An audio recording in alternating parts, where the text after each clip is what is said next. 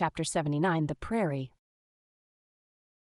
To scan the lines of his face, or feel the bumps on the head of this Leviathan, this is a thing which no physiognomist or phrenologist has as yet undertaken. Such an enterprise would seem almost as hopeful as for Lavater to have scrutinized the wrinkles on the Rock of Gibraltar, or for Gaul to have mounted a ladder and manipulated the dome of the Pantheon.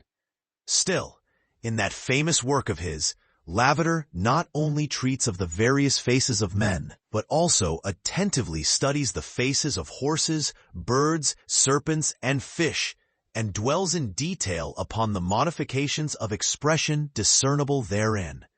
Nor have Gall and his disciple Spurzheim failed to throw out some hints touching the phrenological characteristics of other beings than man.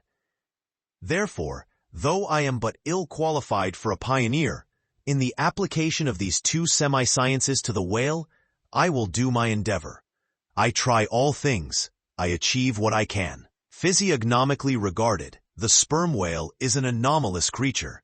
He has no proper nose, and since the nose is the central and most conspicuous of the features, and since it perhaps most modifies and finally controls their combined expression, hence it would seem that its entire absence as an external appendage must very largely affect the countenance of the whale. For as in landscape gardening, a spire, cupola, monument, or tower of some sort is deemed almost indispensable to the completion of the scene, so no face can be physiognomically in keeping without the elevated open-work belfry of the nose. Dash the nose from Phidias's marble Jove, and what a sorry remainder! Nevertheless, Leviathan is of so mighty a magnitude, all his proportions are so stately, that the same deficiency which in the sculptured Jove were hideous, in him is no blemish at all. Nay, it is an added grandeur. A nose to the whale would have been impertinent. As on your physiognomical voyage you sail round his vast head in your jolly boat, your noble conceptions of him are never insulted by the reflection that he has a nose to be pulled. A pestilent conceit, which so often will insist upon obtruding even when beholding the mightiest royal beetle on his throne. In some particulars, perhaps the most imposing physiognomical view to be had of the sperm whale is that of the full front of his head. This aspect is sublime. In thought, a fine human brow is like the east when troubled with the morning. In the repose of the pasture, the curled brow of the bull has a touch of the grand in it. Pushing heavy cannon up mountain defiles, the elephant's brow is majestic. Human or animal, the mystical brow is as that great golden seal affixed by the German emperors to their decrees. It signifies, God done this day by my hand. But in most creatures, nay, in man himself, very often the brow is but a mere strip of alpine land lying along the snow line. Few are the foreheads, which like Shakespeare's or Melanchthon's, rise so high and descend so low, that the eyes themselves seem clear, eternal, tideless mountain lakes. And all above them, in the forehead's wrinkles, you seem to track the antlered thoughts descending there to drink, as the highland hunters track the snowprints of the deer. But in the great sperm whale, this high and mighty godlike dignity inherent in the brow is so immensely amplified that gazing on it in that full front view, you feel the deity and the dread powers more forcibly than in beholding any other object in living nature.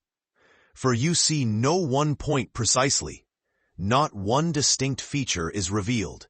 No nose, eyes, ears, or mouth. No face. He has none proper. Nothing but that one broad firmament of a forehead, pleated with riddles, dumbly lowering with the doom of boats and ships and men. Nor, in profile, does this wondrous brow diminish.